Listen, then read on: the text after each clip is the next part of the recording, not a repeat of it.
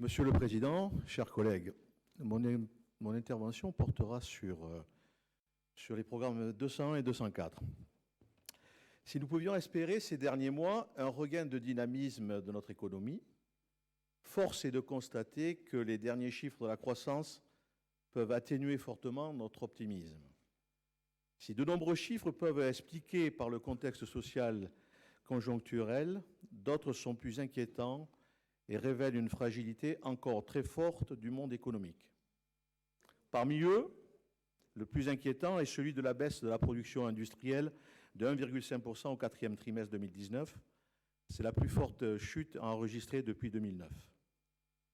À cette fragilité nationale s'ajoute un contexte européen et mondial instable.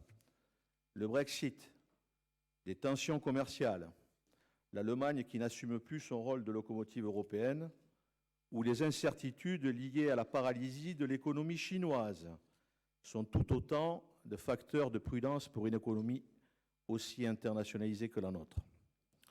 À cela s'ajoute enfin le contexte régional.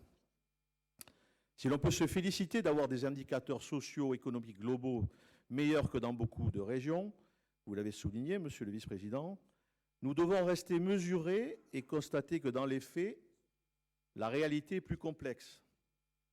De nombreux territoires bretons sont effectivement à la traîne en matière économique, d'emploi et d'offres d'entreprise. On retrouve ici, en réalité, la fracture territoriale que nous dénonçons entre la Bretagne périphérique, le centre-Bretagne en tête, et les grandes aires urbaines favorisées par leur intégration à la mondialisation. Dans ce contexte fragile, nous ne pouvons qu'encourager une politique en matière d'accompagnement des entreprises bretonnes, et le Conseil régional y pourvoit.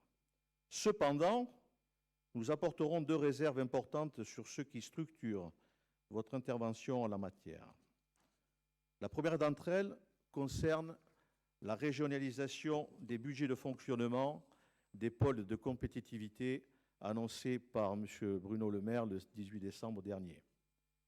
Cette régionalisation ne va pas sans créer quelques inquiétudes quant au financement et à la stratégie future de ces pôles. Sur les financements, le désengagement de l'État pose difficulté sur le montant des transferts de crédits opérés. Sont-ils intégraux? La question se pose. Certains présidents de région annoncent effectivement l'inverse et des difficultés pour les conseils régionaux à les compenser sur leurs fonds propres. Cela pose aussi la question de la temporalité des subventions qu'accorderont les conseils régionaux. L'État avait jusqu'à présent coutume de verser ces subventions en début d'année, là où la plupart des régions les accordaient en novembre. Va-t-on adapter ce calendrier afin de permettre aux pôles financiers des projets le premier trimestre de l'année, moment où leur trésorerie est la plus délicate?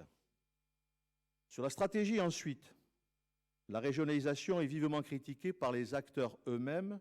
Jean-Luc Bella, président de l'Association française des pôles de compétitivité, déclarait dans une interview en date du 13 janvier que cette régionalisation répondait à aucune logique économique, stratégique ou technologique dans cette démarche. Sur ce point, on ne peut que le rejoindre. Le risque est que, d'une politique nationale d'innovation, on passe à 13 politiques régionales en la matière, ce qui impliquera de facto des contradictions, des concurrences néfastes entre régions et l'enlisement, voire l'abandon d'un certain nombre de projets collaboratifs interrégionaux, puisque des conseils régionaux ont d'ores et déjà indiqué ne vouloir financer que des projets avec leurs membres de leur territoire. Cela a de quoi nous inquiéter quand on sait que près des 2/3 des projets actuels impliquent plusieurs régions. De plus, cela risquerait de réduire fortement la visibilité des pôles et donc pousser les grands groupes à moins s'impliquer. Aujourd'hui, les pôles assurent une visibilité au niveau national et même européen. Est-ce que ces groupes vont rester si le rayonnement des pôles est cantonné à la seule région? Nous sommes là face à un risque majeur de détricotage de notre politique nationale d'innovation. On nous annonce que les comités stratégiques de filière permettront d'assurer la cohérence d'ensemble au niveau national des actions en la matière, mais nous en doutons fortement. La deuxième de nos remarques concerne vos aides financières directes aux entreprises aux différents stades de leur développement. Nous estimons que la répartition des crédits que vous nous proposez entre les 4 stades les plus critiques de la vie d'une entreprise, que sont la création, l'amorçage, le développement et la transmission, n'est pas assez satisfaisante. Comme beaucoup d'acteurs publics, vous vous concentrez sur la partie développement des entreprises.